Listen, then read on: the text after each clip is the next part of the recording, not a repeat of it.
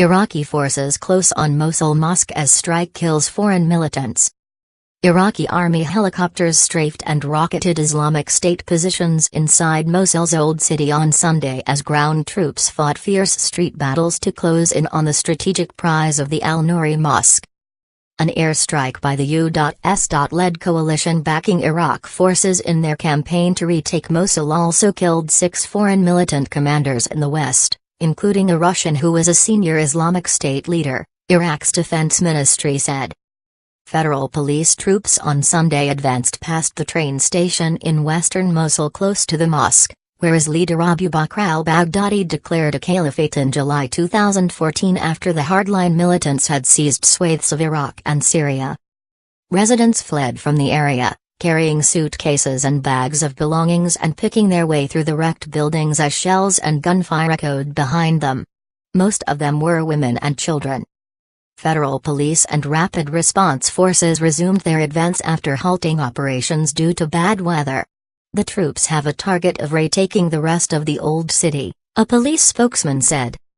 The battle to recapture Islamic State's last stronghold in Iraq has now entered its 6th month. Iraqi government forces, backed by U.S. advisors, artillery and air support, have cleared the east and half of western Mosul and are now focused on controlling the Old City. Recent fighting has targeted the centuries-old al-Nuri Mosque, with its famous leaning minaret. Its capture would be a blow for Islamic State as it was from there that Baghdadi declared himself head of his self-proclaimed caliphate. U.S. officials estimate about 2,000 IS fighters remain inside Iraq's second-largest city, resisting with mortar fire, snipers and suicide car bombs that plow into army positions. The black Islamic State flag still flew from the mosque's minaret on Sunday. Iraq's defense ministry said in a statement a coalition airstrike destroyed a command center, killing Russian leader Abdul Karim al-Rusi, head of the Tariq bin Ziyad brigade, as well as a British Algerian, a French Syrian, a Turkish commander and 2 fighters from Morocco. Residents flee. Federal police moved in on foot from near the train station toward the Old City, forging ahead through rubble-filled streets. Police Commander General Khalid al-Obedi told reporters on the front line, "We are advancing toward the Old City. Their resistance is weakening. They are mostly using car bombs and that shows they are losing on the ground." He barked orders into his radio as mortar rounds landed beyond his position.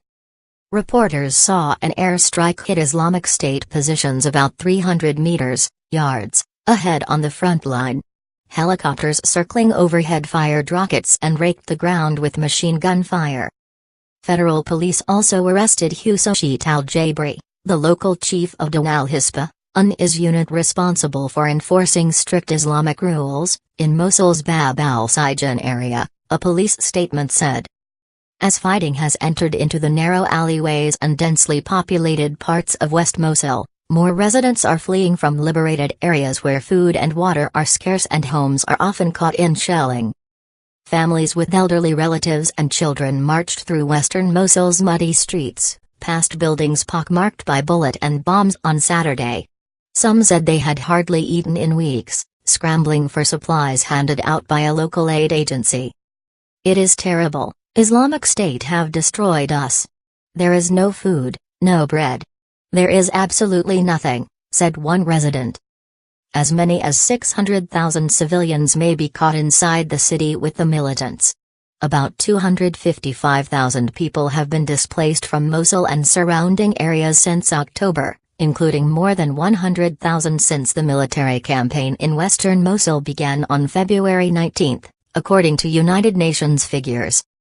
The last week has seen the highest level of displacement yet, with 32,000 displaced between March 12 and 15.